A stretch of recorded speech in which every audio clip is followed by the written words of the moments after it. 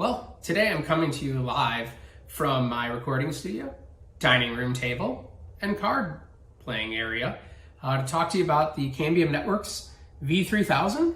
And I'm going to take some time, show you what it is, how it works, what you need to get it hung up on your tower, how you're going to power it, and all the boxes that are needed to get it all together. I put on my finest pair of sweatpants during our quarantine, and I'm going to show you a little bit about some things that I really find unique and interesting, some things that are really weird, and why this product is going to absolutely demolish the competition when it comes to market, which is now.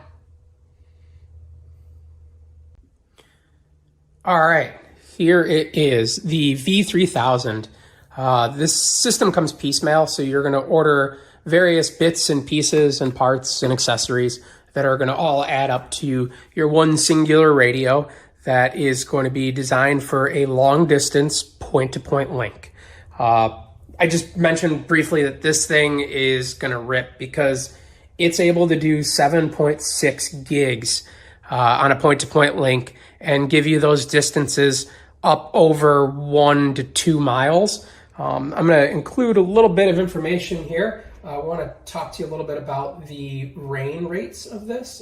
From what was provided me from the manufacturer, if you're going V3000 to V3000, you can reliably do up to, let's see here, around 0.8 to 0.6 to 0.8 miles and still have 99.99% availability at 1 gigabit, and 0.6 miles will give you 2 gigs of throughput, that being a full duplex number, so you'd be looking at 4 gigabits respectively. So you can sell those 1 gigabit plans on this in a heavy rain region, having that availability of 99.99 up to about 0.7 miles. And the no rain numbers on this are that you can do easily 2 miles and still have that high-end throughput that you're looking for of that 7 gigabit number. Some things that make this a little bit unique and different are, I don't know if you could tell, but it's buried back there. So when you order this equipment, you're going to have to order the radio, which comes in a pretty large box. You're going to have to order a dish, which comes in an even larger box, much lighter, but much larger box. An optional thing that you can do is the telescope mount. The idea is that at the top of the radio, you can put a scope on there and use that to align. I recommend getting one of these, and I'll get into a second why. This is a really narrow radio, and it's going to be difficult to align. Another optional accessory that comes highly recommended from Cambium is the precision mount. I'm going to do an entire video just on this mount alone. I think it really justifies it, and I'm going to go through and talk about why I think that you should use this in most applications. There is a less expensive mounting option, but we'll get into that a little more in that video, and I'm going to include a link to that below.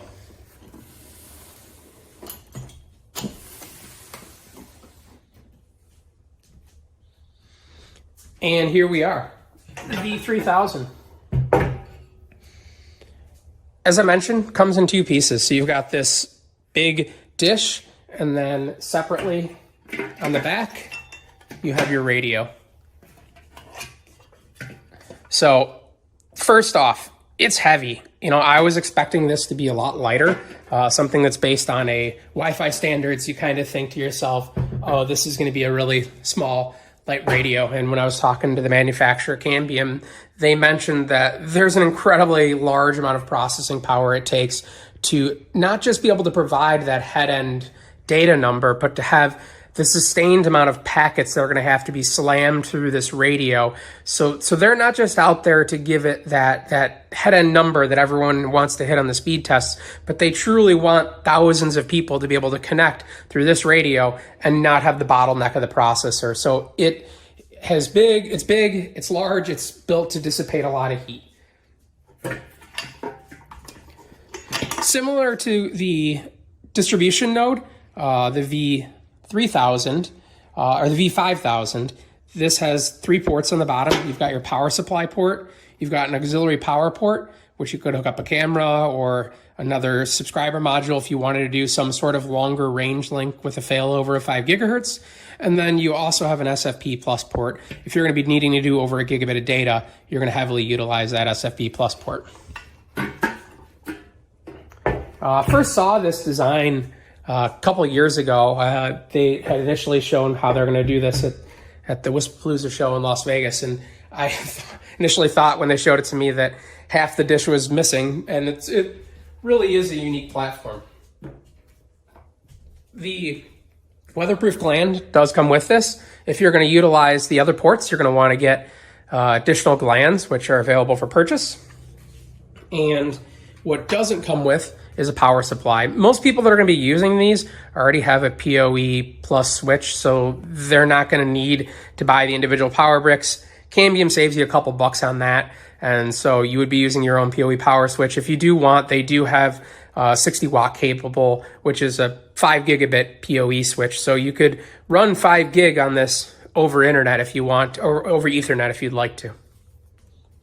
While talking to Cambium Networks about this equipment, I had a lot of questions. You know, why is it so piecemeal? Why is that big tilt mount bracket necessary? And it does come at a pretty lofty price point. And so I want to make sure that I talk about that a little bit. This radio has a very, very narrow beam. From what they've told me, it's not even 1 degree. It's 0.8 degrees wide.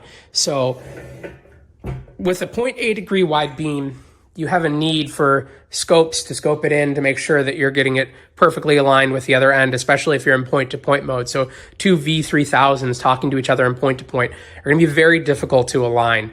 And once you do get it aligned, you're going to want to lock it in. And this mounting bracket lets you be extremely precise about that. So this isn't going to necessarily work from tower to tower that are very far away. As the towers move and sway, just like the camera did when I hit it, you're gonna lose that alignment. And that had typically been how everything ended. But this is a little bit different, and there are some caveats. And this is something that I truly found interesting and didn't realize until today, that this has the beamforming antenna in it, just like the V1000 and the V3000.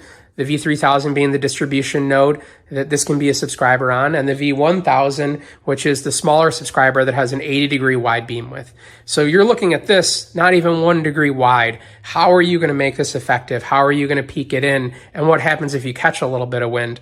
Well, this has the beam steering built into it as well. I didn't think it did, and I was pretty surprised on something that had a very narrow beam width. But that beam steering allows it to be a little bit wider than 0.8 degrees, and so you start widening that, and it actually gets to 4 degrees of beam steering.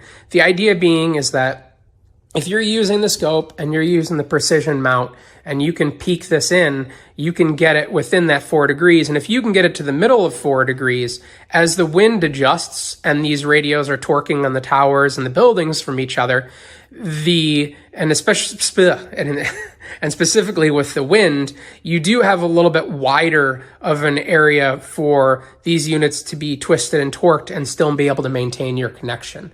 So a lot less, having to realign like you would with typical 80 gigahertz millimeter wave links. Beamforming is a game changer on this. And I think between the beamforming, the high-end throughput speed, the 5 gigabit capability over Ethernet, and the ability to precision mount this, and also having that really long range, seems like a really cool product. And I've already gotten some feedback from some people using this in the field, and it is the real deal. It goes farther and goes faster than anything else on the market in this frequency. So let's talk price. What is this going to set you back? The individual radio is $599. The dish is $75. And add that up and the discount off of list price, you're looking at street price of around $540 to these. A little bit on the pricier end. There are some other competitors on the market that do about half this speed, and they're a little bit less expensive. So what sets this apart? It's going to have way more processing power. it's going to be able to handle those sustained packages. They're going to be able to handle the high user amounts. You're going to be able to stretch this a little further by using the scope and the tilt mounting bracket. That precision tilt mount bracket does come in at a pretty hefty price of $120. Do I think you need it? No. Is it going to be something that'll make your life easier? Yes, definitely. And will it make it so that you can sleep well at night on windy nights? Absolutely. So if it were my money, I would be deploying it with that. But I imagine a lot of people probably won't. This product is part of the Cambium Networks cnWave portfolio, which includes the V5000 distribution node for point to multi-point access, and also these units mesh together.